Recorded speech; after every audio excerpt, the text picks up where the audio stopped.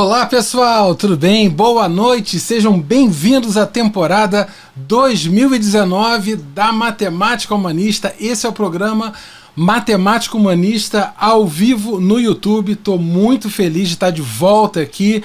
Já tinha um tempo que a gente estava um pouco afastado, né? Teve férias agora, então estou de volta. Obrigado por estarem presentes aqui comigo.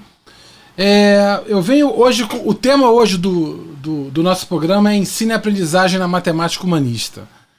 Esse é um tema importante, né? Eu acho que assim, a matemática humanista ela é uma filosofia, então assim, quando a gente perde um pouco de vista o que há de real, né? Como isso pode se concretizar na prática do professor, né? Como isso interfere na vida do estudante e tudo, eu acho que a gente perde um pouco de contato com o que é de mais importante, né, dentro da matemática humanista em si. Então, o que eu quero mostrar hoje é ser um pouco mais específico e mostrar para vocês como que a filosofia humanista da matemática efetivamente tem impacto em ensino e aprendizagem, como isso se relaciona. Então, de uma maneira ou de outra, eu vou ter que falar um pouco sobre filosofias. Sei que é meio chato, mas é rápido, nada muito forte assim, tá? Mas eu vou ter que falar um pouquinho sobre filosofias da matemática. Bom, o primeiro ponto que eu quero colocar para vocês é o seguinte: ensino e aprendizagem são processos distintos, eles são diferentes, né? E são indissociáveis, quer dizer, não tem como separar um do outro, né? Eu acho que de uma certa maneira, né, de professor e estudante, todo mundo tem um montante.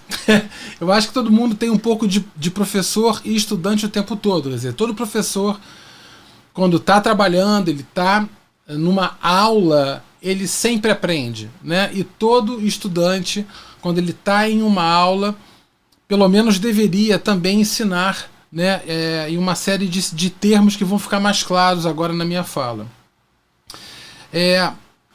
Ensino e aprendizagem, infelizmente, nos cursos atuais de formação de professores, eles não estão presentes com a mesma proporção, digo em termos de peso, assim, fala-se muito mais de ensino do que se fala de aprendizagem, né? Isso é uma falha da universidade, uma falha dos cursos de formação de professor, porque há uma maior proximidade do professor e do conteúdo ensinado do que propriamente do aluno, né? A gente tem que entender que a aprendizagem está no aluno. Esse deveria ser o nosso foco, né? Mas a universidade ela tem uma dificuldade de entrar em contato, né? De se colocar no lugar do aluno, né? A escola um pouco mais, né? É um pouco mais, digamos assim, frequente. Na universidade não muito. Mas eu digo que os estudantes, normalmente, quando a gente chama de aluno, né? Eu estava um dia conversando com um amigo meu, ele falou assim, poxa, aluno é um ser sem luz, né? Aluno, né? O A é a negação, e luno como fosse de luz, né? Então, como fosse um ser sem luz, né? Assim, na verdade, a palavra aluno, ela vem de alumnus, que é o particípio do verbo alere. Alere é alimentar, nutrir. Então, quando eu falo o aluno é aquele que precisa de alimento para nutrir-se e crescer. Isso é interessante. Eu acho bem melhor do que ser sem luz, né? O ponto que eu quero discutir com vocês aqui é fome, né? Se a gente quer falar em se alimentar, quer dizer, fome de quê? Né? Quer dizer, que alimento é esse? Como que a gente se relaciona com esse alimento? Como que o estudante ele aprende? Ou como o professor encaminha suas práticas de ensino? Como as práticas de ensino do professor se relacionam com a aprendizagem? Há uma investigação sobre isso? Sim ou não? Então esses são pontos que eu quero discutir com você. Então isso é só um papo inicial. A gente vai. Eu preciso falar, antes de falar da filosofia humanista da matemática, eu preciso falar de duas filosofias que nós chamamos de filosofias absolutistas da matemática, que tem uma posição muito fechada em relação ao que a matemática seja, eu digo parâmetros muito bem estabelecidos acerca do que ela seja, do que é, do que não é, da verdade matemática, enfim. E eu queria trazer duas filosofias, há inúmeras, inclusive eu penso, caso o pessoal se curta, assim, se interesse mais, eu queria fazer um programa sobre filosofias da matemática. Isso ia ser bem interessante, mas eu preciso trazer duas filosofias da matemática em pauta, porque elas são as mais presentes na escola e na universidade. Na verdade, uma delas está presente só na universidade. Mas essa que eu vou falar agora, que é o platonismo, ela é a filosofia da matemática mais presente na escola, é a filosofia matemática que está enraizada no senso comum, ela está impregnada em todo lugar, e também na universidade, por mais contraditório que isso possa parecer, mas sim, também está na universidade.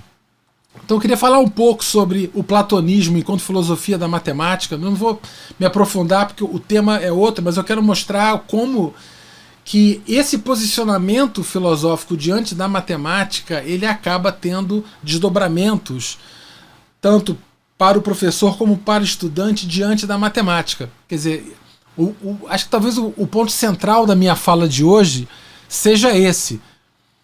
É como que a nossa forma de perceber a matemática, ela acaba interferindo na nossa forma de encaminhá-la, seja na forma de aprendê-la, como na forma de ensiná-la, ou como na forma de tratá-la, de divulgá-la, de se referir a ela.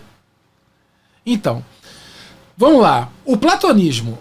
A característica central do platonismo matemático é o entendimento de que os objetos matemáticos, eles estão em um outro mundo, no mundo das ideias, em um mundo que é a parte da humanidade, é a parte do homem, é um mundo externo. A matemática, ela já é verdade, ela está plenamente estabelecida em um lugar que não se conecta à humanidade, né? À cultura humana. Ela é externa. Por exemplo, é muito comum nós vermos, por vezes, as pessoas, quando se referem à matemática, ou a um teorema, ou a um objeto. Eu escolhi um aqui, eu falei o Teorema de Pitágoras.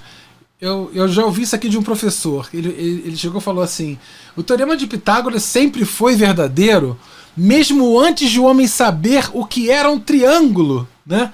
O teorema já era válido lá no mundo, né, ideal. Nós é que ainda não o tínhamos descoberto.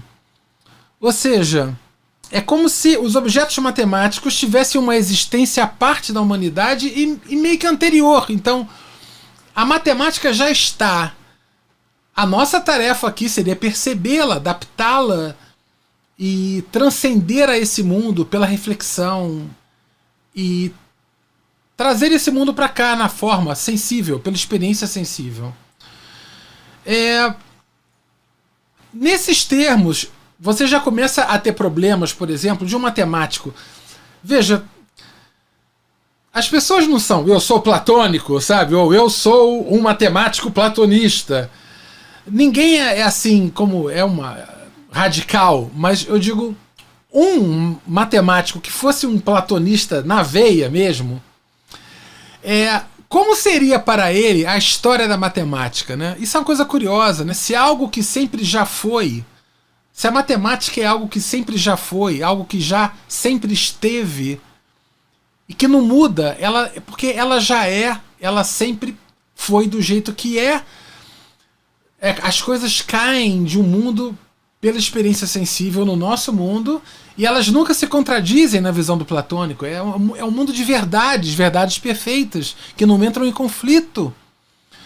Então, no mundo desse perfeito, que sempre existiu, que história há? Né? Então, você já começa a ter questões de qual seria a história de algo que sempre existiu e que não muda. Não há história. Então, normalmente, professores platônicos, assim, de carteirinha, eles se referem a história da matemática, normalmente eles destacam a participação de matemáticos ou dos teoremas quando eles foram descobertos, ou o livro quando ele foi escrito, a obra do fulano, mas fala-se muito pouco do processo ou do contexto sociocultural, dos processos históricos e como eles se davam. Isso é uma coisa que está fora do olhar, normalmente, do matemático mais platonista, pelo menos em um posicionamento mais imediato, né, de acordo com a filosofia dele. Né? Outro ponto, como agora um professor platonista, como isso interferiria na forma dele ensinar. Né? Então, se um professor acha que a matemática já e ele vê os objetos matemáticos em algum lugar externo, as estratégias e metodologias de ensino dele são quase sempre no sentido de descrever algo que olha, o Teorema de Pitágoras que está lá, ele é assim, ele descreve um objeto, o vendo de fora, de forma abstrata. Ele o concebe fora de si, fora do contexto das práticas humanas mais complexas, e ele o vê de uma maneira muito bem delineada e bem destacada. Então a relação que ele tem é de descrição. Então é muito comum nós vermos em professores que possuem uma tendência platônica em seguir um viés mais descritivo nas suas aulas. Eles falam dos objetos matemáticos como se descrevendo coisas, dando características das coisas. Né? As aulas, consequentemente, acabam quase sempre tornando-se eventos mais expositivos e atemporais. Né? Não há uma dimensão do tempo, uma dimensão histórica. São eventos expositivos atemporais e são normalmente desconectados dos aspectos mais práticos, humanos, mais complexos do que nós fazemos. Né? Então, isso são consequências reais dessa forma de perceber a matemática. Quer dizer, por exemplo, uma coisa que a gente fala muito na escola e que muitos professores têm dificuldade e não entendem muito é a tal da contextualização. Uma das coisas que mais me perguntam, sempre quando eu falo de matemática humanista, quando eu falo da filosofia da matemática, é sobre contextualização. Sempre tem alguém que vem e pergunta: Matias, é a tal da contextualização? O que é contextualização? E eu digo que para o matemático platônico, a contextualização ela sempre se dá após o objeto, porque já que o objeto matemático sempre existiu, qualquer tentativa de trazer um contexto ou um significado a ele se dá após a priori da sua existência, quer dizer, a posteriori da sua existência, depois da sua existência, depois da sua percepção. Você vai tentar contextualizá-lo, como aplicá-lo, dar um jeito de encaixá-lo em algo que nós fazemos. Então essa normalmente é o sentimento de um matemático platônico. Ele entende o objeto matemático, as parafernálias, as engrenagens por dentro do objeto matemático, e ele tenta, de alguma maneira, posteriormente, encaixá-las em algo. Isso seria o ato de contextualização. Né? Eu vou falar um pouco sobre a contextualização na matemática humanista já. Né? Na outra filosofia, que é o formalismo, que eu vou falar já, não há contextualização nenhuma, tá certo? Continuando com o platonismo, então vamos lá. Então, o professor, aí eu chego e pergunto, imaginemos o seguinte, tem um professor platonista na veia, e aí um estudante desse professor, ele está tendo muita dificuldade em compreender um objeto matemático, um conceito matemático, uma ideia matemática. Então, qual poderia ser, talvez, um primeiro motivo que esse professor evocaria para justificar o não entendimento desse estudante? E aí eu vejo o seguinte: se o objeto matemático é sempre externo, se a aula dele é um processo descritivo, ou se para eu entender um objeto eu tenho que contemplar, eu tenho que transcender ao mundo ideal, talvez a dificuldade do aluno seja uma dificuldade de transcender ao mundo perfeito da matemática, a abstração. E aí você começa, com esses argumentos dessa dificuldade de transcendência, você começa a encaixar logo em seguida a questão da inteligência, a questão do talento, e aí nasce um ponto que é a tragédia elitista da matemática. Então isso é uma coisa que eu já falei em palestras anteriores, aqui na Matemática Humanista mesmo, até em episódios anteriores do programa ao vivo. Essa coisa de, poxa, Carlos, você faz o quê? Você estuda o quê? Ah, eu sou matemático. Nossa, você deve ser tão inteligente. Quer dizer, essa coisa do o homem inteligente, a mulher inteligente, a mulher que faz matemática, o homem que faz matemática, esse adjetivo inteligente, ele rapidamente ele entra na questão. E eu acho isso um horror, né? E aí começa essa história. E a matemática acaba, quer dizer, na verdade acabou já mesmo se consolidando na escola quase como um carimbo mesmo de inteligência, de capacidade. Coisas do tipo, você foi muito bem em matemática na prova, nossa, você é tão inteligente.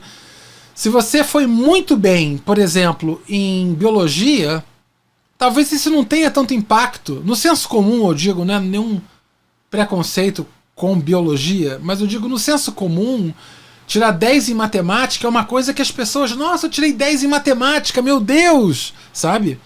E não era para ser assim, era para ser uma coisa normal, né? Então, isso é uma coisa ruim. Na aprendizagem, isso é uma coisa agora interessante. Eu falei como que o platonismo ele acaba invadindo o ensino numa perspectiva mais de descrição. E na aprendizagem? Na aprendizagem, que agora eu pensando no estudante, quando vê um professor que descreve um objeto externo, não externo ao professor ou à aula, externo à humanidade, né? Quando o professor descreve um objeto matemático de uma maneira como quem descreve uma coisa de outro mundo, é o que a matemática se torna. A matemática se torna uma coisa de outro mundo. E para o professor platonista, de fato é do outro mundo. De fato é do outro mundo, o mundo que está numa realidade ideal. Então, você acaba tendo, quando um professor é platônico, e essa coisa da descrição de algo que já sempre foi, que está desconectado da gente, isso acaba extrapolando a prática de ensino do professor e invadindo o que acontece com o estudante em termos de aprendizagem, em termos dele se sentir desconectado daquilo. Mas isso não faz parte do meu mundo, isso é do outro mundo. Isso não está conectado com o que eu faço, não está conectado com o que eu vivo. Isso é um problema, né? Aí eu falo, a matemática é um monstro, né? Eu ouço vários colegas falarem para mim, nossa, a matemática para mim é um monstro de 7 cabeças, né? Nossa, coisas de 7 cabeças não são desse mundo. Então eu digo que a monstrificação da matemática, ela é muito natural quando o processo todo se dá em termos mais ideais, nessa relação ideal com a matemática platônica. Ops. Desculpe, a minha câmera ela desarma. Então o que eu digo nessa realidade mais platônica, mais ideal, a gente tem que tentar buscar uma forma de conectar o estudante, né? Então a coisa dos monstros que se prezam não são desse mundo, né? Monstro de 7 cabeças, né? Bom, eu teve acho que foi na palestra de abertura da Matemática Humanista no ano passado, eu mostrei esse quadro que chama Escola de Atenas. A Escola de Atenas ela é um quadro pintado no início do século XVI por um pintor renascentista chamado Rafael Sanzio. Ele é de 1509 e eu tinha chamado a atenção na minha palestra, bem no centro, onde tem aquela setinha aparecendo ali, tá vendo a setinha piscando? Aquele sujeito que tem dois sujeitos no centro, né? À esquerda é o Platão e à direita é o Aristóteles. Então eu vou dar um zoom ali. No centro você vê que o Platão que está à esquerda, ele está apontando para cima. Ele está meio que apontando, se você olhar aqui, ó, o dedinho dele bem ali, está apontando para cima, né?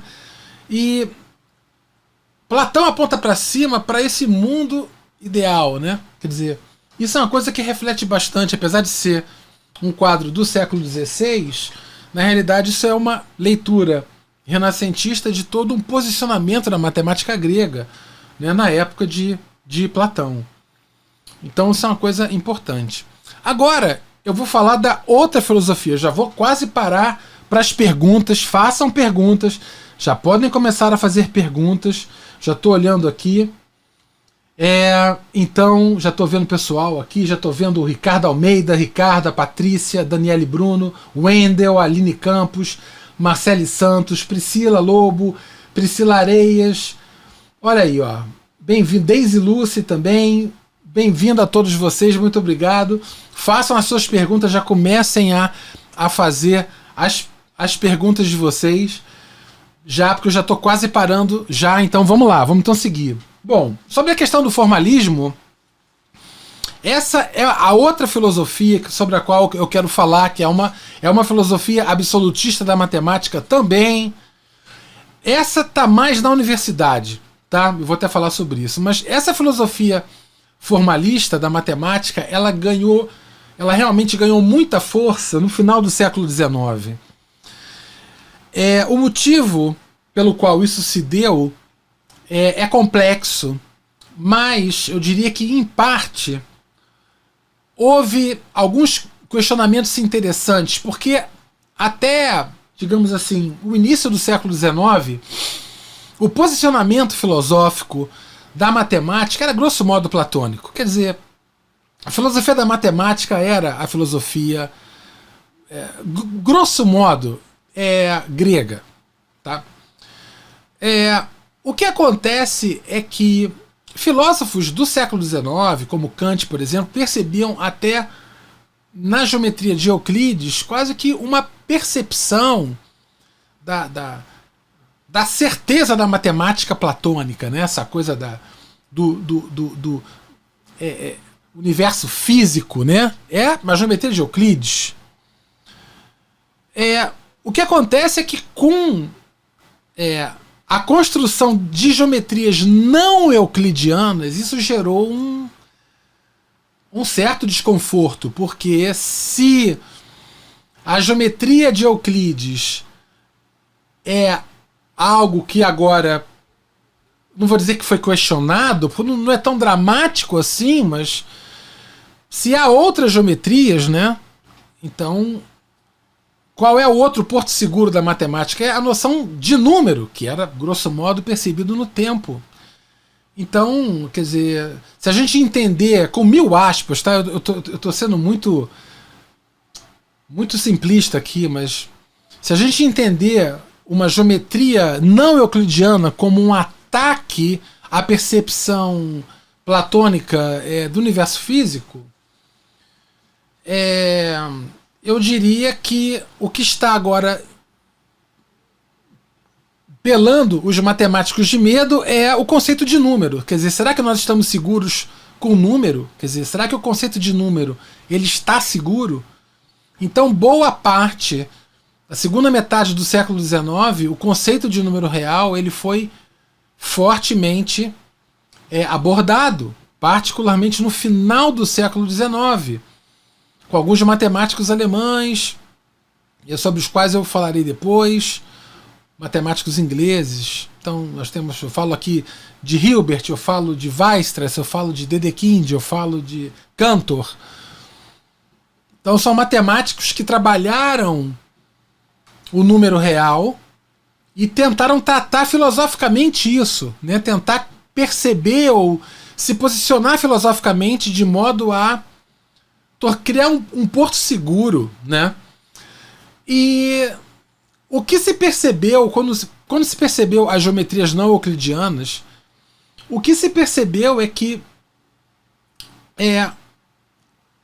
a geometria euclidiana, ela era uma geometria que ela era consistente com postulados que Euclides tinha apresentado. Havia definições, havia 5 postulados centrais e os desdobramentos, os encaminhamentos lógicos dedutivos desses axiomas construíram a geometria de Euclides.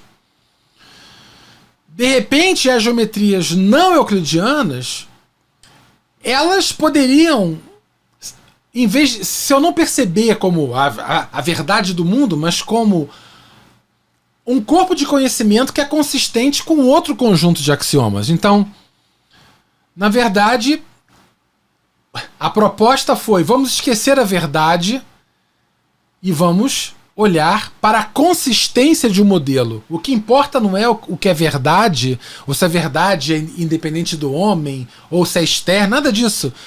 O ponto é: a estrutura matemática em questão é consistente com as minhas premissas iniciais.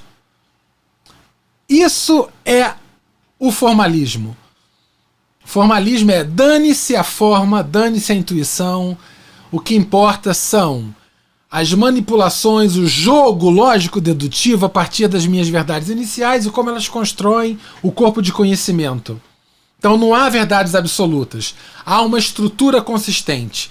Então, no final do século XIX, início do XX, até boa parte das décadas de 20 e 30 do século XX, isso saiu inclusive da matemática e invadiu as ciências. Vou ter falado rapidamente do Círculo de Viena, invadiu a física com Mach, né? O cone de Mach, quem lembra do cone de Mach, Ernst Mach, que foi um físico, ele fez toda uma modelagem axiomática para a mecânica clássica, né? Ele tinha os axiomas dele eram as leis de Newton, né? As variáveis, as definições deles era tempo, era comprimento, era massa, né? Então isso extrapolou para as outras ciências também. Então, só para não perder o foco, então, nesse momento em que o platonismo coloca a verdade absoluta e o formalismo coloca uma consistência, essas duas filosofias da matemática se batem, né? Porque uma é totalmente externa ao homem e uma é um jogo manipulativo humano.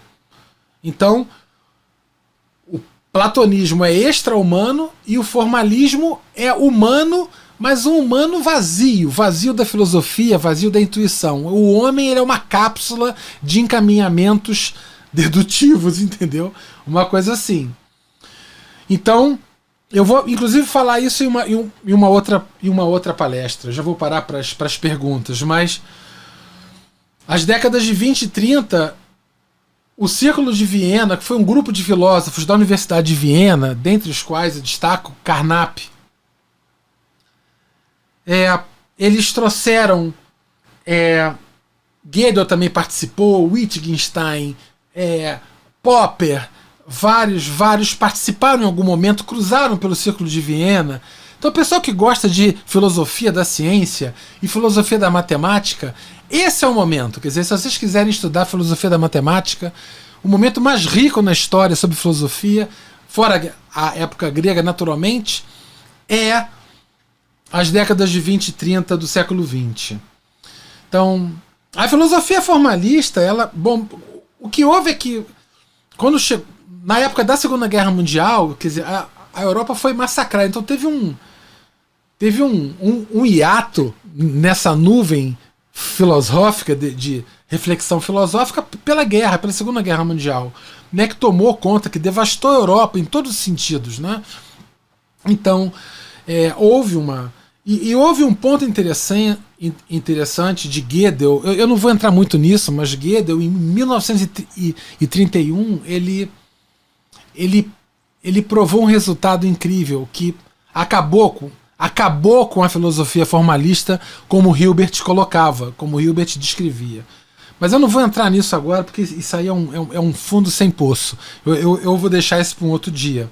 Mas o que eu digo é que essa filosofia formalista, só para vocês não acharem que isso é um exercício mental, isso chegou nas escolas, queridos. Chegou nas escolas. Travestido de um movimento chamado Movimento da Matemática Moderna. A filosofia formalista chegou nas escolas, não só nas escolas brasileiras, mas em vários lugares do mundo, na América, né? E houve aqui um investimento forte nisso no final da década de 60, década de 70 inteiro. E teve desdobramentos no Brasil que eu ousaria dizer que persistem até hoje. Grosso modo, o que acabou acontecendo, algumas consequências que não foram tão legais, porque esse movimento também ele não foi um vilão, ele não é uma coisa horrenda, ele teve consequências interessantes. Se discutiu bastante sobre matemática, sobre currículo na época, teve uma organização, alguma reflexão sobre o currículo de matemática. Foi válido, mas eu digo que houve consequências que não foram tão legais, como uma sobrevalorização da álgebra em detrimento da geometria, né? Essa coisa mais da manipulação e um certo esvaziamento do significado e da intuição. Isso a gente acaba até hoje, né? Muitos professores que estão hoje na universidade, como eu, estudaram em escolas na matemática moderna. Eu estudei leis de De Morgan, tá? Com teoria dos conjuntos na terceira série primária, do primeiro grau na minha época, tá certo? Colorindo leis de De Morgan, né? O complementar da interseção é a união dos complementares, acreditem, terceira série primária, tá certo? Eu acho que eu seja uma exceção, mas muitos professores trouxeram essa organização para si. Então, a filosofia formalista, ela tá só na universidade, na escola não existe isso. Talvez muitos professores que estão me ouvindo, talvez tenham vivido isso na universidade, né? E mesmo assim na universidade, só em alguns momentos. Eu falo para vocês numa boa, só realmente em alguns momentos, né? O professor formalista, qual seria o motivo para o estudante não entender algo, né? Então, se a matemática é um jogo de manipulação lógico-dedutiva, a dificuldade dele é a inabilidade de jogar o jogo, né? Continua a tragédia elitista. Então, as consequências na aprendizagem são como o formalismo ele apenas olha a manipulação lógico-dedutiva e ele faz questão de abrir mão do significado, né? O Hilbert, ele fala os meus axiomas lá da geometria que ele refez no início do século XX, lá que ele reviu, né? No Fundamentos de Geometria. Ele falou assim: não importa o que são pontos, retas e planos, poderiam ser cadeiras, mesas e canecas de cerveja. Ele falou isso, Hilbert falou isso. Quer dizer, não importa a forma, eu tenho que ter uma visão puramente abstrata, onde não há uma intuição. Então, isso é um problema, porque quando você prega uma matemática ou você constrói uma matemática esvaziada de significado, você acaba não conectando o estudante. E aí surge a pergunta principal da escola e da universidade, que é: professor, isso serve para quê? É a pergunta mais famosa, eu já falei isso em outras palestras. Essa é a pergunta mais famosa. Você já ouviu ou você já fez? Eu tenho certeza disso. Se você é professor e fez um curso de licenciatura, você fez essa pergunta e você hoje trabalhando na escola, você já ouviu. Depois vocês me contem nas perguntas aqui se eu estou errado ou se eu estou certo, né? Então, perguntas! Chegou a hora das perguntas, vamos lá. Ricardo, a matemática humanista pode ser considerada uma filosofia que se contrapõe totalmente a essas que você mostrou? E a resposta é sim, não tenha dúvida. Não tenha dúvida. A matemática humanista, ela é, digamos assim, não só uma oposição, mas como um ataque mesmo. Essas duas filosofias que eu falei, o platonismo e o formalismo, eles estão impregnados no senso comum. O platonismo no senso comum das pessoas, das famílias, das escolas. E o formalismo está dentro do senso comum das universidades, dentro do meio acadêmico, né? O pequeno senso comum da área. Eu acho isso realmente uma coisa que tem que ser combatida. Tá certo? Se a gente achar que matemática é você manipular axioma... Não, olha só, veja, Ricardo, quem já fez matemática aí e fez um curso de análise real no curso de licenciatura em matemática, quem fez lembra, certamente. O professor de análise, ele não demonstrou tudo a partir de axiomas.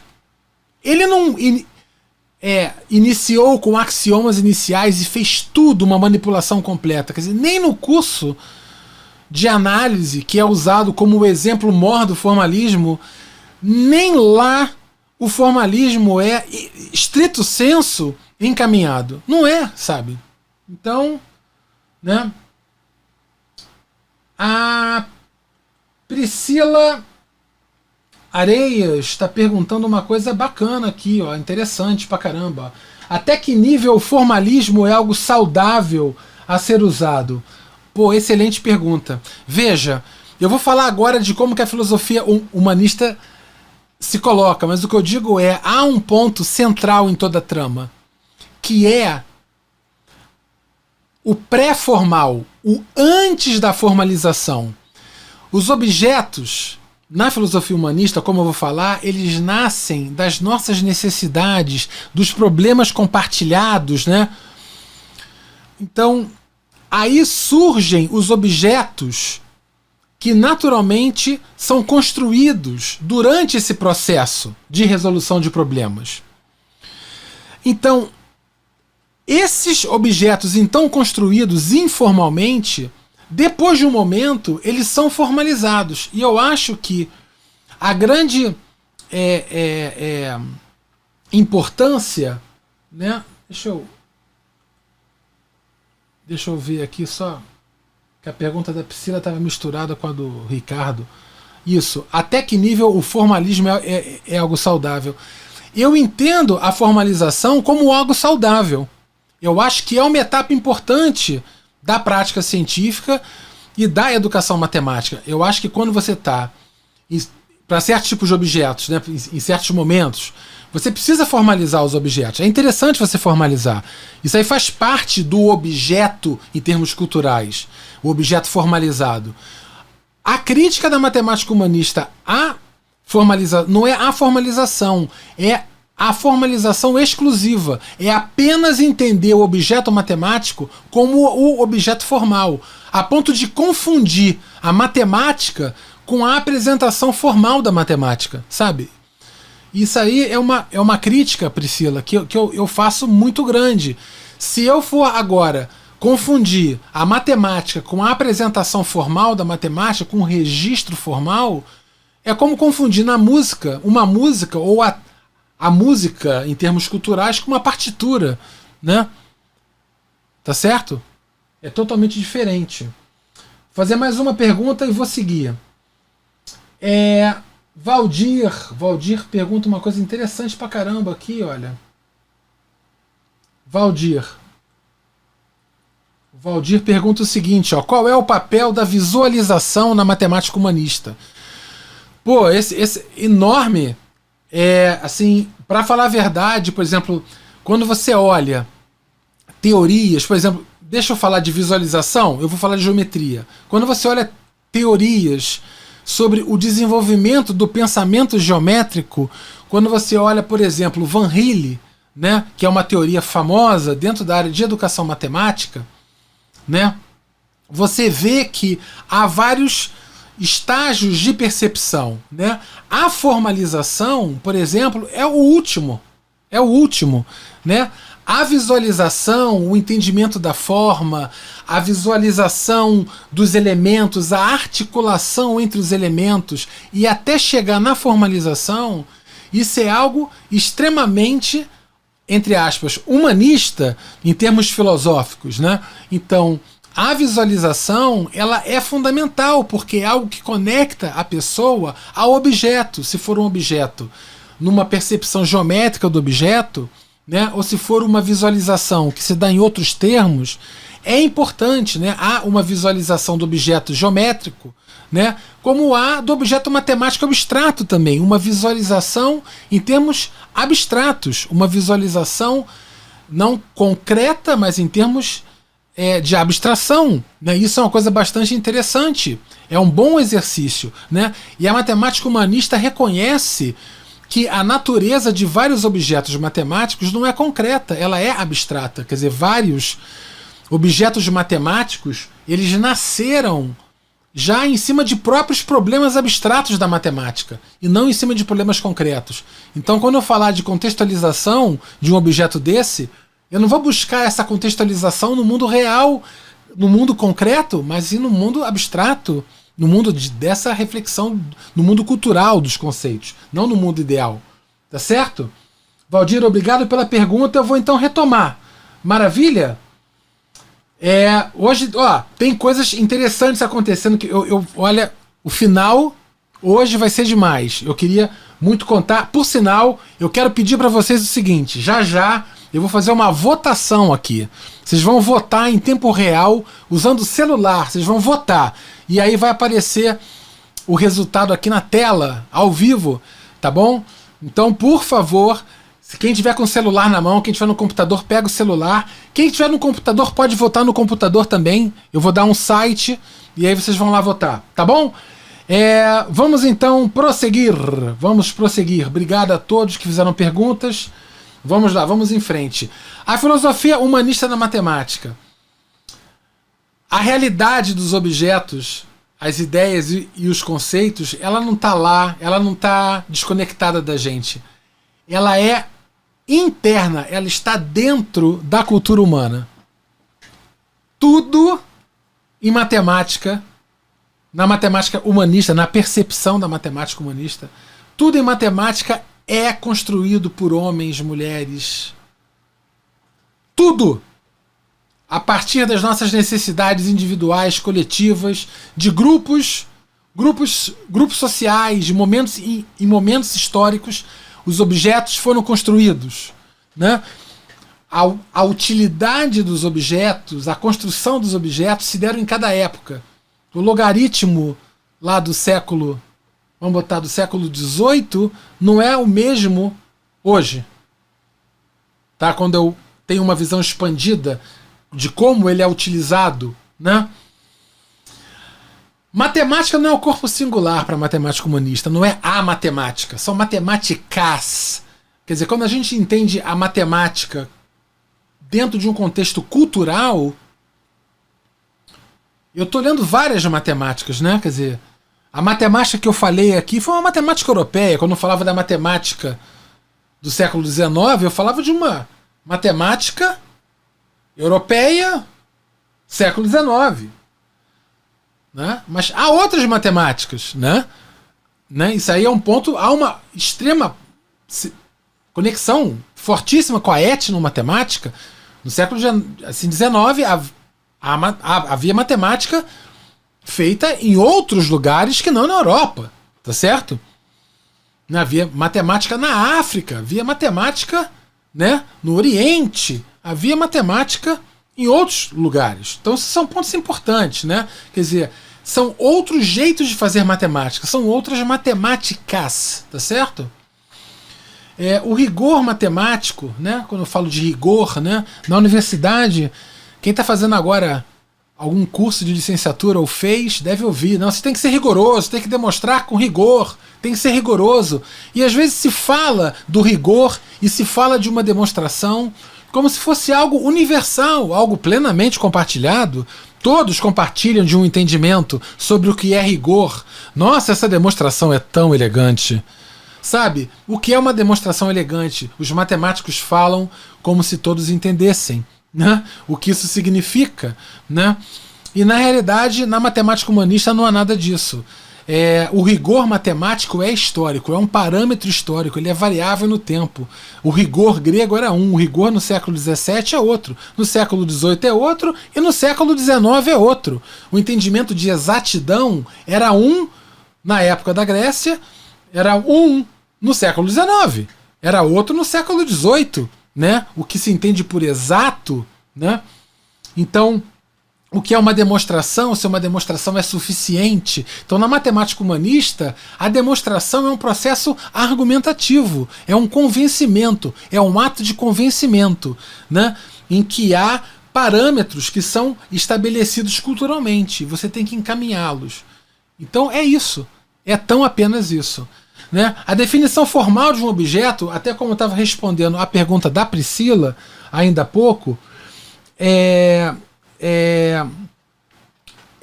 uma parte do objeto, e uma parte importante, mas não o esgota. Né? Quer dizer, o objeto formal, ele não é o objeto, ele não é tudo, sabe? A parte mais reveladora vem antes da formalização. E é isso que a gente não está ensinando nas escolas, e é isso que a gente não está ensinando nas universidades. Nas universidades, todas as aulas começam com definição. Definição! Aí começa. Né? A definição não é o início, ela é o fim de uma etapa. Eu já falei isso em outras palestras. Né? Definição está muito mais para atestado de óbito do que para certidão de nascimento. Lembrem-se disso. A gente tem que falar do pré-formal. Por que algo foi definido daquela maneira? Qual era a intenção? Vamos falar de intenção, vamos falar de significado, de vida. A matemática humanista é vida. É uma filosofia que se relaciona com as pessoas. É fazer matemática. Né? Não é matemática, eu não estou falando de uma coisa, eu falo de uma prática, com intenção. Ops. Desculpe, pessoal, tem que ficar apertando esse botão que essa câmera tem um teto, mas vamos lá. Objetos, então, por terem uma realidade cultural, eles são expandidos pelas práticas. Já falei isso, vou avançar. Ensino a aprendizagem na matemática humanista. Continuando. Vamos lá. O que é aprendizagem na matemática humanista? Já falei também, vou reforçar. Aprender na matemática humanista inclui construir e articular significados em práticas de matemáticas pré-formais. Então, a gente tem que entender o pré-formal. A formalização virá, mas virá no fim. Virá no fim. No início, não. Né? Compreender propósitos, intenções, né? Pensar criticamente sobre as práticas, né? As consequências das práticas junto ao outro, a ética, né? Não é só isso aqui, isso é uma função quadrática. Aí o professor vai ensinar máximos e mínimos e o exemplo que ele usa é a trajetória de um míssil, né? Que vai lá, que descreve uma trajetória parabólica e estoura não sei o que do lado de lá. Quer dizer, é esse o exemplo da aplicação da matemática? Sabe, pelo amor de Deus, entendeu? Então a gente tem que trazer a ética, trazer boas práticas, entende? A perspectiva humanista agora de ensino. Ensino não é apresentar objetos como faz o matemático platonista, né? Mas sim propor problemas, né? E discussões úteis à substantivação. Como eu digo, substantivação é no ato de resolução de um problema, as coisas que você faz ou as coisas que os grupos fazem e que foram compartilhados, todo mundo fez a mesma coisa, todo mundo usou uma estratégia em comum, dá um nome para essa estratégia. E isso é uma substantivação. Os objetos matemáticos foram feitos assim. Discussões, a significação dos objetos pelos grupos que estão participando, né? Para a matemática isso aqui importante. Olha, para a matemática humanista são os objetos que emergem das situações e não o contrário. Na matemática platônica, tá certo? A contextualização é que emerge dos objetos. Na matemática humanista, Os objetos é que emergem da situação. A situação vem antes, a vida vem antes, o suor vem antes. O suor compartilhado é que substantiva. O suor está antes do dicionário. Resumidamente, verbos sim, substantivos depois. Eles são importantes. Mas depois. A vida, quer dizer, é vida, é ética, é inclusiva. Aí eu falei um negócio aqui que vocês vão morrer de rir. Hoje eu vou atrasar um pouco, mas tudo bem, não importa. Eu falei assim, ó. Não ousem tirar a humanidade do meu meio, tá certo? E aí eu vou falar rapidamente o que isso significa. Vocês devem estar me achando maluco. Quem tá me achando maluco, levanta o dedo aí. Então, deixa eu falar com vocês, ó. Não ousem tirar a humanidade do meu meio. Deixa eu explicar isso. Para o matemático platônico, o número 1 meio está lá. Sempre existiu. 1 meio. 1 meio é um número que sempre existiu, como 1, 2, 3. Está lá, sempre existiu. 1 meio é uma coisa que está... É extra-humano. É uma lei do universo, sei lá o que. Para o matemático formalista, 1 meio pode ser um número racional, pode ser um elemento do conjunto formado pelos... Os elementos são P sobre Q, onde P e Q são inteiros e Q é diferente de zero. Então 1 meio é um caso particular de quando P é 1 e Q é 2. Isso seria um matemático formalista. Para um matemático humanista, seria assim, quando eu falo não ousem tirar a humanidade do meu meio, deixa eu explicar para vocês o que é 1 meio para mim. 1 meio para mim é assim, ó. Eu saio, vou comer uma pizza, divido a pizza em 10 fatias, como 5. Quanto eu comi? 1 meio. Esse 1 meio significa metade. Ele representa o quanto eu comi. Eu sinto esse 1 meio na minha barriga. Está dentro da minha barriga. 1 meio de 1 meio. Nesse momento, nesse meu exemplo para você que está me vendo, é um representante de uma relação parte-todo. Parte que eu consumi do todo da pizza. Esse é 1 meio. Tá certo? Agora, se eu pego uma moeda e eu jogo para cima, tá? Qual é a probabilidade de sair cara? Aí você responde, vai lá, 1 meio, certo? 1 meio. Mas o que esse 1 meio significa? Esse 1 meio significa que se eu jogar 4 vezes a moeda para cima, são 2 caras e 2 coroas? É metade cara e metade coroa? É isso que significa? Não. Não é isso que significa. Esse 1 meio, ele significa ou tenta representar, quase que entre aspas, uma medida do que eu posso esperar, do que eu poderia esperar, do que eu poderia.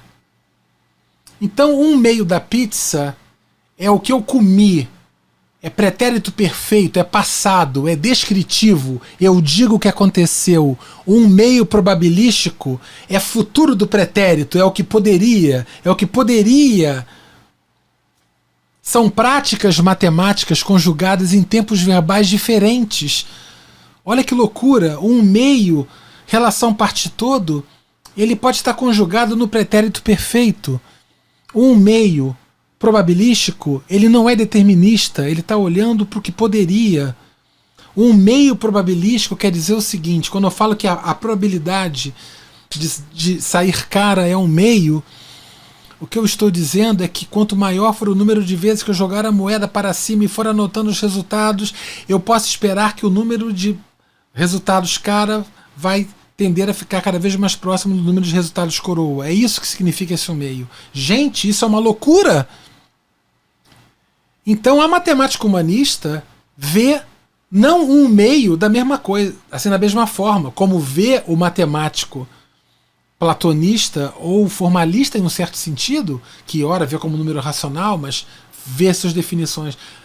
Para o matemático humanista, são 1 meios diferentes. São 1 meios diferentes. Em termos humanos, a prática humana que se dá E que substantivo é esse um meio, enquanto representante de uma relação parte-todo, ou de algo probabilístico, é diferente. Queridos, são meios diferentes, não é o mesmo meio. Então vocês estão me achando maluco, mas é o entendimento da matemática humanista. São meios diferentes. E é por isso que as crianças têm tanta dificuldade com fração, porque são muitas. E digo um meio, metade, ainda tem um meio que vira 0,5 daqui a pouquinho.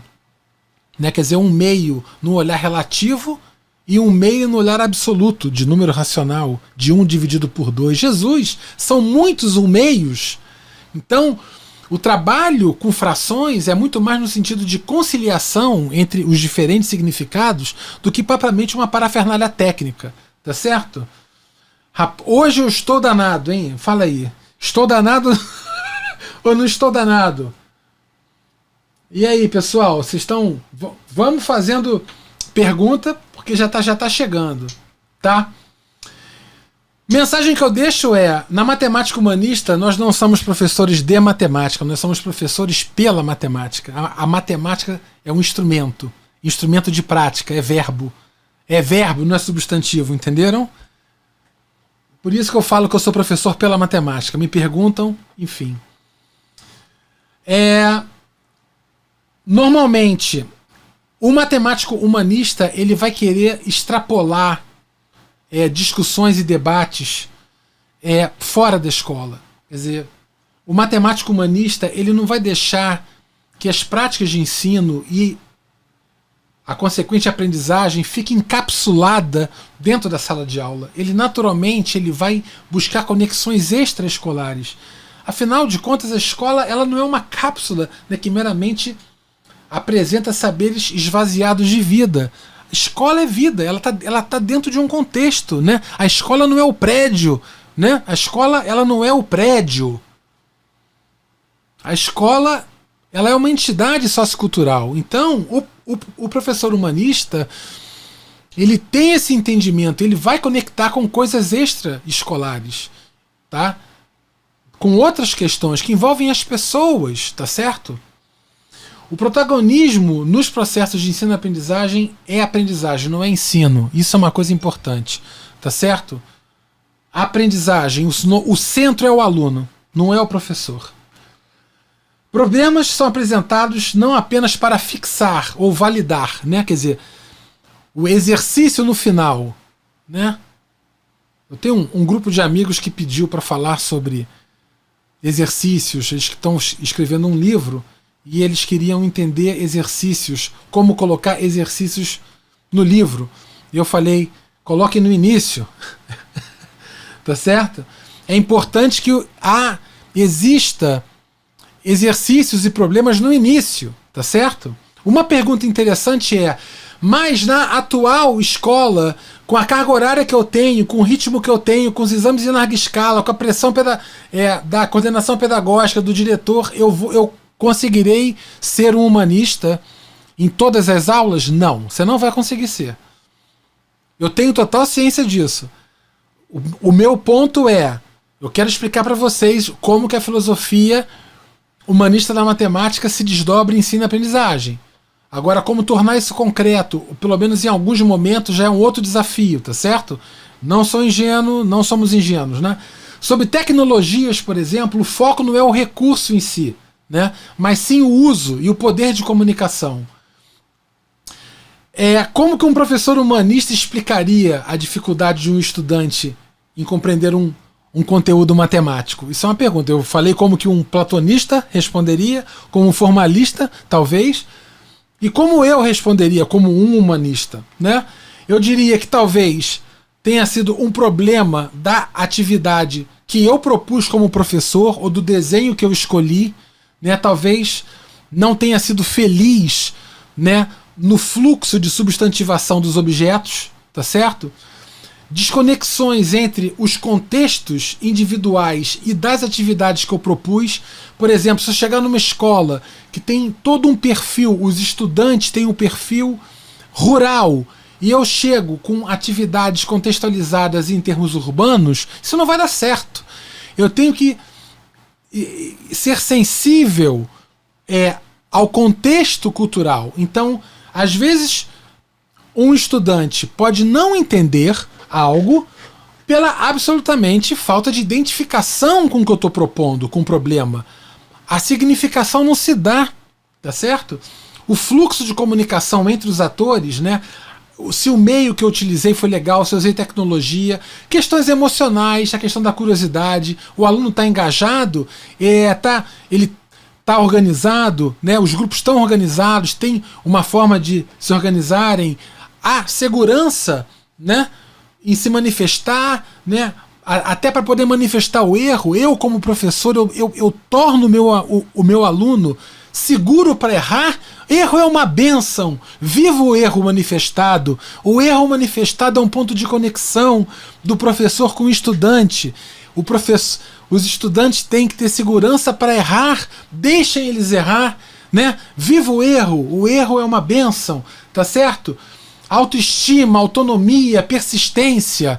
Erro não é uma coisa que você vai punir. Erro persiste, porque o erro, a persistência, você estar no jogo ainda, né? Então, tornar as coisas menos dramáticas, não condenar os erros, né? Tudo isso pode ser motivo para um estudante não ter aprendido. Não tem nada a ver com dom, nada a ver com inteligência. Inteligência escambau, entendeu? Desvinculação entre o estudante e as atividades, pelo não reconhecimento do importante papel da escola. Às vezes, um estudante vai para a escola, ele não acredita na escola, ele não entende e não acredita que aquilo pode ter um papel para ele, né? A escola não está tendo crédito, muito também por culpa da própria escola, né?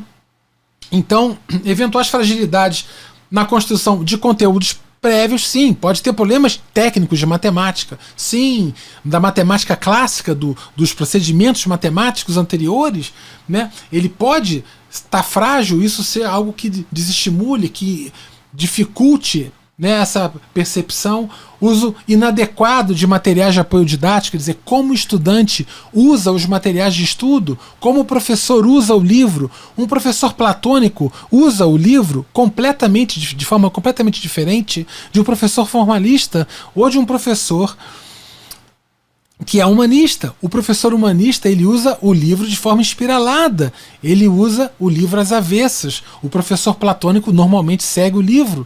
Então, a forma de utilização dos recursos didáticos é uma coisa importantíssima e ela está em questão aí. Eu estou mostrando aqui 3 imagens, tá? Tem 3 imagens. Então tá bem aqui na tela que você está me vendo.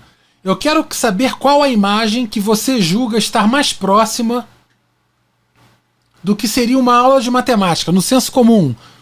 Para você, em termos gerais, qual das 3 imagens seria uma foto de uma aula de matemática padrão? Então eu queria que vocês escolhessem uma, para ser mais representativa. A aula clássica lá, todo mundo vendo, o professor no quadro, tá certo? A opção 2 tem a galera segurando o celular, tecnologia e tal. E a opção 1 é o pessoal sentado, conversando, debatendo. Nenhum voto, né? É impressionante, né? Quer dizer, a visão, a imagem de senso comum que a gente está tendo da aula de matemática é isso aí. Tá certo? Incrível, né? Bom, eu vou então passar para a próxima pergunta. Combinado ou não?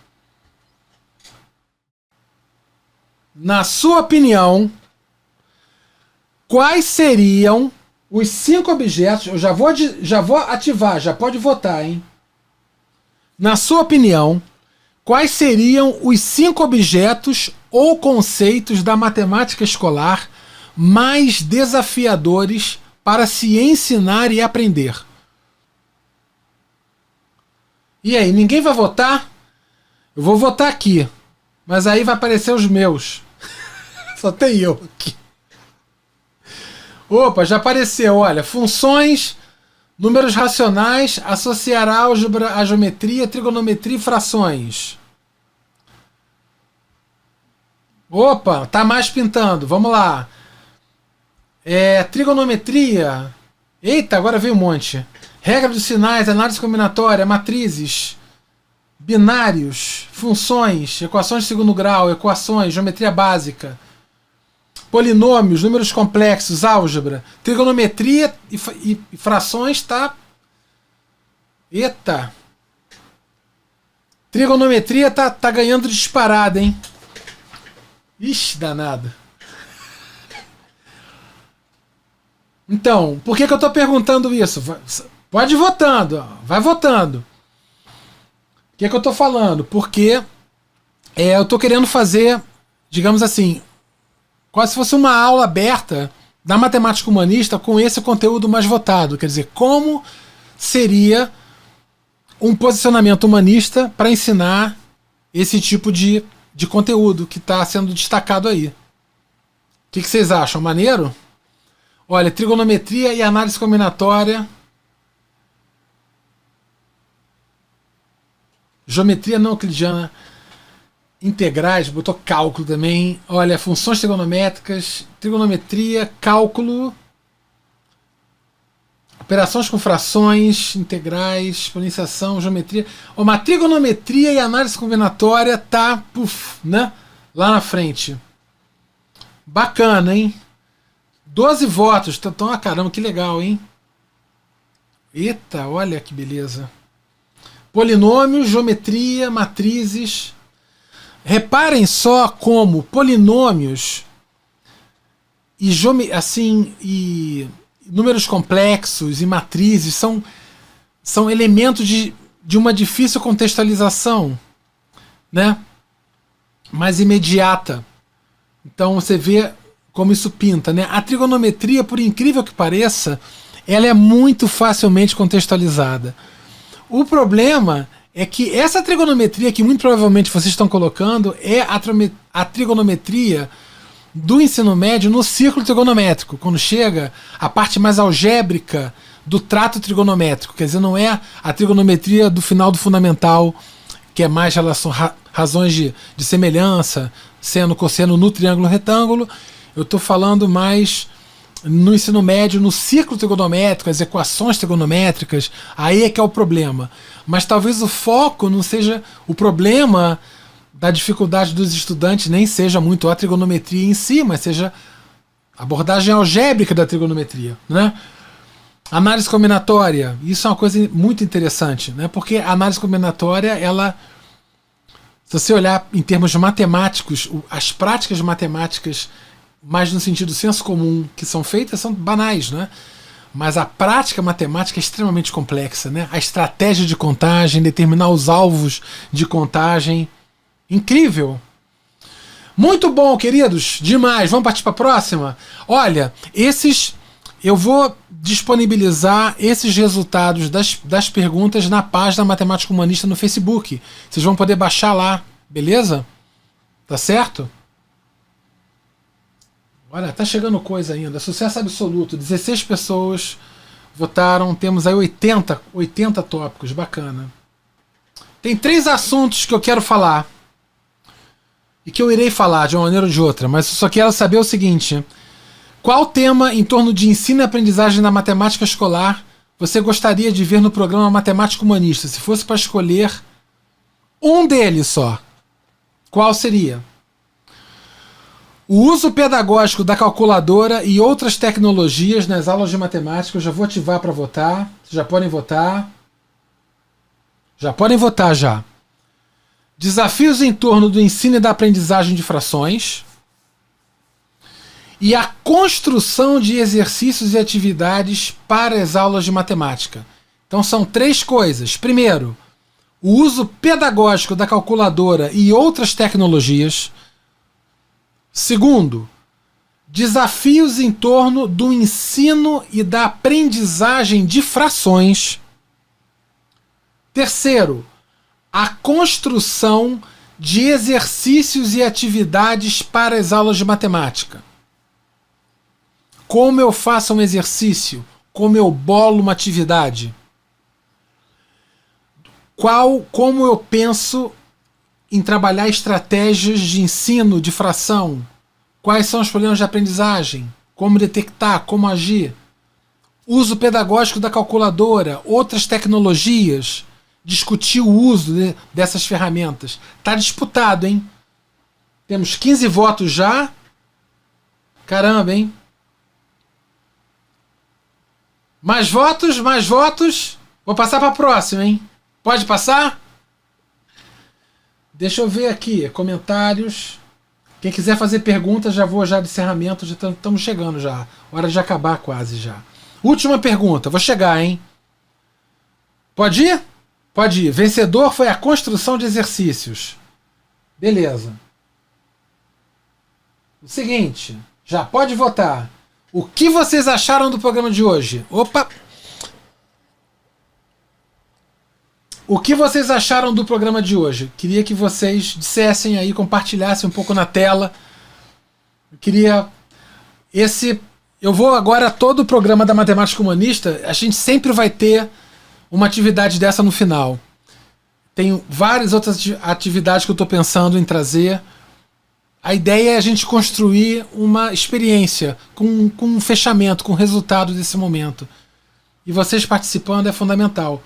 Então eu queria que vocês escrevessem um breve comentário sobre o que vocês acharam do programa de hoje, o que vocês vêm achando da Matemática Humanista. Agora a gente vai... Aíba, muito enriquecedor como sempre. Obrigado, show de bola. A gente vai agora começar com podcast, queridos. Olha só, preciso falar sobre isso. Por sinal, eu queria hoje homenagear o grande Ricardo Boechat, que nos deixou de uma maneira trágica. Esse ano tá terrível, uma coisa assim horrorosa.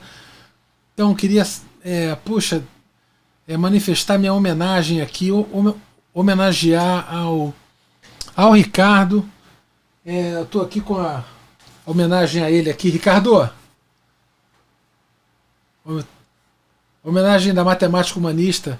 Podcast vai tá entrando no ar nesse ano, em breve. Vai estar no Spotify, vai estar no iTunes também. Show de bola. Olha, maravilhoso, foi super enriquecedor, dinâmico, e com esse novo recurso de pesquisa fechou com chave de ouro. Parabéns, obrigado, legal. Adoro poder contribuir, dialogar e somar práticas e conscientização verdadeiramente pedagógica. Iba. Sempre é muito inovador, fantástico, obrigado. Achei bastante interessante a discussão da atuação da matemática humanista e como ela contrapõe em relação às outras matemáticas. Legal. Olha, muito bom, excelente. Gostaria que você falasse mais um programa sobre visualização. Beleza, visualização. Tá anotado. Quem fez foi. Eu vi a pergunta aqui, puxa comigo. Muito bom, excelente. Muito bom aqui daqui na frente, cheio de boas ideias, show de bola. Gostei do programa, achei a discussão excelente. Caramba, tá bom o negócio aí. Que show de bola. Eba. Cara, tô feliz, cara. Vocês fazem meu dia aqui. Fazem meu dia. Olha, muito obrigado, querido. Show de bola. Olha, muito interessante. Ó, que lindo, que lindo. Isso eu vou guardar. Eu vou guardar, tirar fotos, e eu quero guardar, porque isso me abastece, entendeu? Então toda semana, até o fim do ano, vai ser toda segunda-feira agora. A gente tem uma ou outra que é sem, acho que tem carnaval. Mas assim, segunda-feira que vem, eu já vou até mostrar qual é o tema. É um programa bom, hein? Vai ser super bacana. Tô feliz que vocês estarem gostando.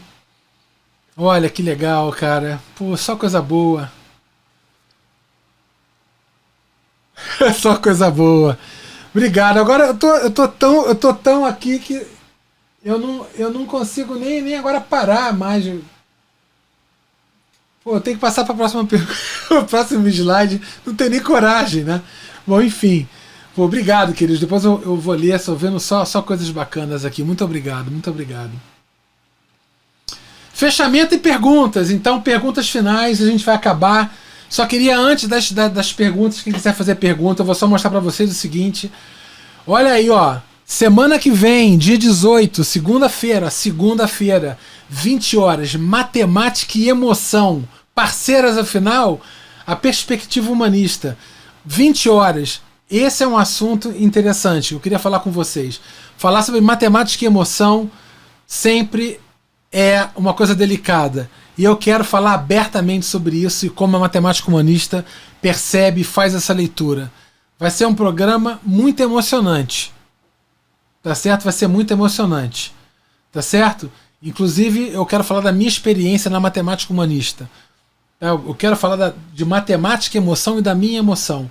Então, vai ser bastante visceral e revelador. Obrigado por me receberem. A matemática humanista tá aí. Muito obrigado a vocês. E segunda-feira que vem a gente se fala. Tá bom? Um beijo carinhoso do tio Matias. Obrigado. Valeu.